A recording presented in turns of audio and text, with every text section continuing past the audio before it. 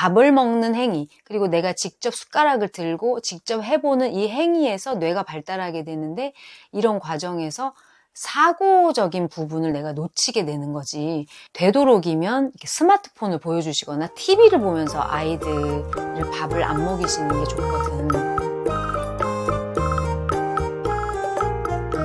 게임 얘기들 많이 하는데 게임에 관해서도 여러 가지 아이들 많이 보지 않나?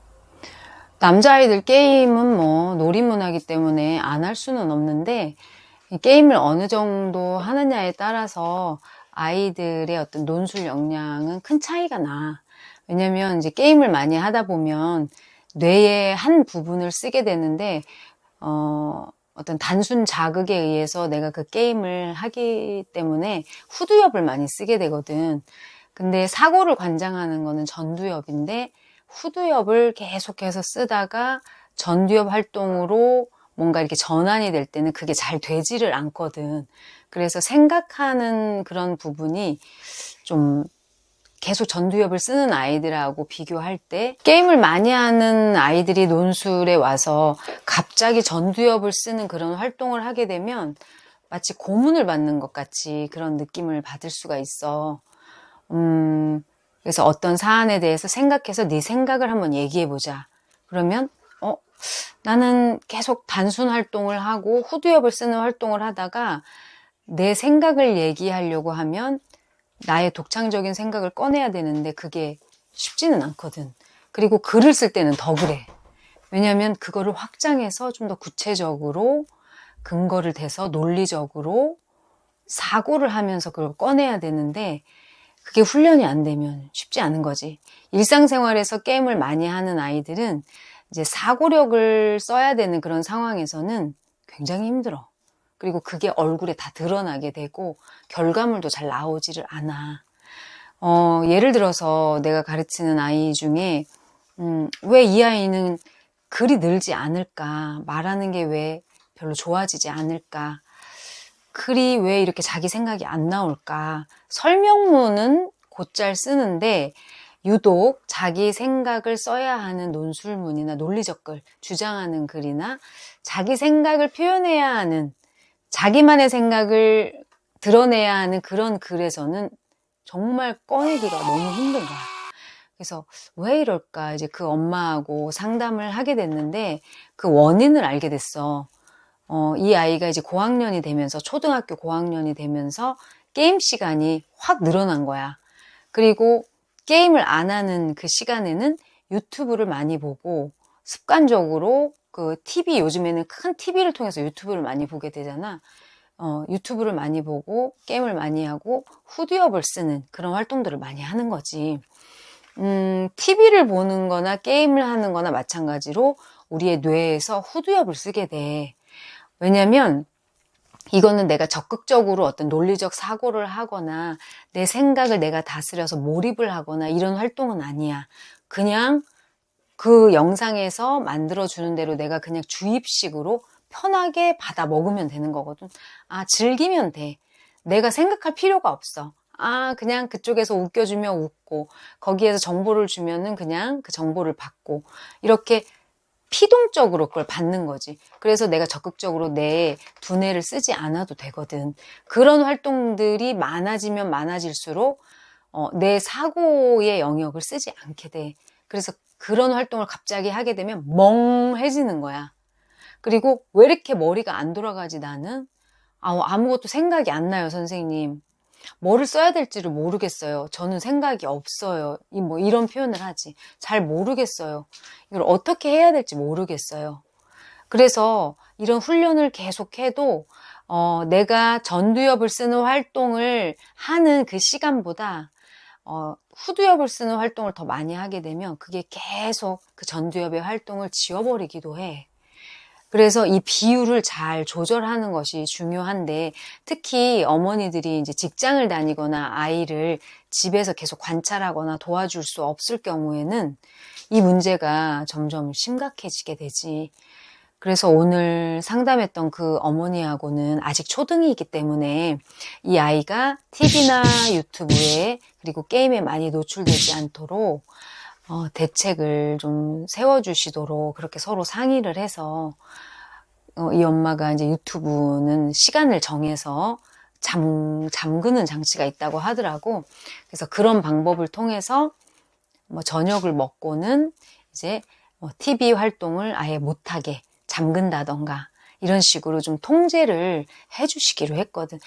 아직 초등에서는 부모의 그런 통제가 좀 필요해. 무한정으로 이게 노출이 되게 되면 아이들이 뇌를 효과적으로 사용할 수가 없고 때로는 정말 생각하는 부분에서 손상이 올 수 있거든. 그래서 그런 부분의 도움이 많이 필요하다는 거 어머님들이 꼭 알아주셨으면 좋을 것 같고, 아이가 유아식을 먹고 뭐 이유식을 먹을 때부터 아이가 이제 더 먹게 하려고 어머니들이 예를 들어 스마트폰을 틀어주고 밥을 먹이는 경우가 있잖아. 이유식을 시작할 때. 근데 그런 경우에 그렇게 시작을 하면 아이가 뭐에 홀려서 그냥 입을 벌리면 그때 밥을 넣고 아이는 스마트폰을 보면서 밥을 먹는 경우가 생겨. 근데 그런 식으로 뭔가 밥 먹기를 시작하고 어떤 그런 활동을 시작하게 되면 이건 두 가지를 놓치게 되거든. 자기가 생각해서 스스로 뭔가 할 수 있는 주도성을 놓치게 되고, 그리고 내가 이 활동을 하면서 밥을 먹는 행위, 그리고 내가 직접 숟가락을 들고 직접 해보는 이 행위에서 뇌가 발달하게 되는데, 이런 과정에서 사고적인 부분을 내가 놓치게 되는 거지. 그래서 아이들이 이유식을 시작할 때, 밥을 먹을 때 되도록이면 스마트폰을 보여주시거나 TV를 보면서 아이들을 밥을 안 먹이시는 게 좋거든. 그렇게 하게 되면 그 아이가 굉장히 피동적으로 변하게 되고, 또 자기가 그 활동을 하면서 스스로 생각을 하면서 어떤 활동을 배우지 않기 때문에 그게 부작용이 반드시 있게 돼. 그래서 뭔가 시켜서 어떤 일을 하게 되고 끌려다니면서 하는 아이가 될 수 있고, 주도성을 잃어버리게 되고, 또 그 과정에서 내가 정말 사고력을 키울 수 있는, 자기 스스로 생각해서 뭔가를 결정해서 하는 그런 부분을 자기가 할 수 없게 되지. 그래서 이런 사소한 것들이 쌓여서 이 아이의 주도성을 만들고 그 아이가 정말 사고력 있는 아이로 키우게 하실 수 있는 거거든. 그래서 이런 부분, 처음 시작부터, 그리고 아이가 유아기 때는 정말 이 스마트폰이나 TV를 될 수 있으면 안 보여주시는 게 너무 좋아. 그 아이들이 심심하게 만들어 주셔야 아이들은 책을 읽거든. 아이들은 더 자극적인 게 있으면 그 더 자극적인 것을 볼 수밖에 없고, 그것이 계속 그냥 주어지는 것이라면 내가 노력할 필요가 없는 거야. 그러면 어떤 사람이 되냐면, 나는 그냥 받아먹는 사람, 그냥 주입식으로 나는 그냥 그거를 빨아들이는 사람, 그리고 나는 아무것도 창조할 수 없는 사람이 될 수도 있어. 그래서 그런 게 아니라, 주입해 주는 게 아니라 내가 스스로 뭔가 만들어서 놀고, 내가 스스로 찾아서 읽고, 내가 뭔가를 주도적으로 뭔가 할 수 있는 심심한 환경을 만들어 주시는 게 제일 좋아. 그리고 거기에 부모가 같이 참여해 주시면 더욱 좋겠지만, 요즘에는 엄마들도 일하는 엄마들이 많잖아. 그래서 그러지 못할 경우에는 어느 정도 이제 보조로 봐주실 수 있는 분들, 할머니나 아니면 베이비시터나 이런 분들하고 잘 얘기를 해서 될 수 있으면 스마트폰이나 TV나 유튜브 이런 것들은 어릴수록 좀 삼가해 주시는 게 아이들 뇌 발달에는 정말 도움이 많이 되거든. 그럼 그 아이는 어떻게 해? 엄마가 이제 조절하기로 하셨어. 유튜브를 무제한으로 보는 게 아니라 학교 갔다 와서 한두 시간 정도 갑자기 확 줄이면 그 아이가 좀 충격이 클 수도 있고 반발이 심할 수도 있으니까 이제 사춘기에 들어가는 아이라서 한두 시간은 하되 저녁 먹고는 이제 그 활동을 멈추도록 통제를 해주시는 거지. 그래서 유튜브가 이제 그 시간에 밥 먹고 나서는 그걸 틀 수가 없는 상황인 거야. 잠그는 기능을 활용하시겠다고 하더라고. 그리고 이제 그 어머니하고 같이 협업을 해서 아주 재미있는 창작소설들을 내가 빌려주기로 했거든. 그래서 좀 심심하게 만들고 아무것도 할 수 없는 환경에서 선생님이 빌려준 재미있는 책을 읽으면서 책에 대한 재미를 발견해 나갈 수 있도록 어머니하고 전략을 짰어. 애는 달라질 수 있을까? 그렇게 달라진 애들이 많이 있거든. 아이가 책에 대해서 흥미를 못 느낄 때는 재미있는 창작 소설을 읽으면서 아이들이 정말 기상천외한 그런 창작 소설들을 읽으면서 책이 이렇게 재밌는 거구나. 그 재미에 빠져들기 시작하면 나중에는 읽지 말라고 해도 책을 읽거든. 그래서 책을 정말 좋은 그 아이의 수준에 맞게 그리고 재미있는 책으로 그런 책에 대해 흥미를 잃은 아이들은 이제 접근을 하면 좋아. 내가 예전에 그 충격받은 어떤 뉴스에서 읽고 충격받은 게 뭐였냐면은 실리콘밸리에 사는 그런 미디어 직종에 일하는 그런 부모들이 살고 있는 실리콘밸리에서는 절대 그 부모들은 아이들에게 뭐 핸드폰이나 컴퓨터나 이런 거에 노출을 안 시킨다고 해.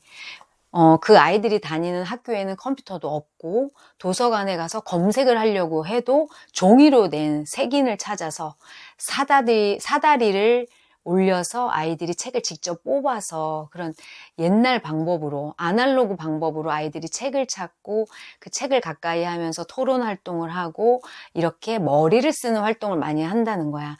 그래서 그 아이들에게 어떤 인터넷이나 컴퓨터나 뭐 핸드폰이나 패드나 이런 것들은 절대 금지가 되어 있고 아이들은 만져보지도 못한다는 거야. 왜냐면 그 부모들은 그렇게 했을 때 아이들의 뇌 활동이 정말 전두엽을 쓰지 못하는 후두엽만 단순 자극에만 반응하는 그런 뇌가 되기 때문에 그런 뇌가 되면은 창의적인 활동을 할 수가 없거든.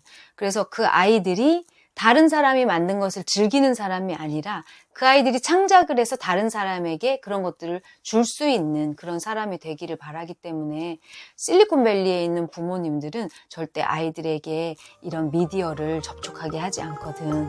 그래서 이런 거를 어머니들이 기억하신다면 우리 아이들에게 어떻게 접근할 수 있을까 생각을 하실 수 있을 것 같아. 오늘은 여기까지.